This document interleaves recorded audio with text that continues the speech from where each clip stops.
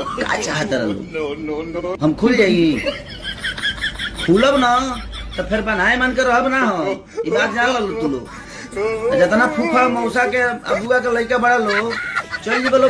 जी हाँ दोस्तों, इस तरह के लोगों को भाई डोज लगातार मिलना चाहिए और डोज मिल भी रहा है, चाहे वो खेसारी लाल यादव की यूट्यूबर हो या फिर खेसारी लाल यादव के फैंस के द्वारा इन लोगों को भाई लगातार डोज दिया जा रहा है।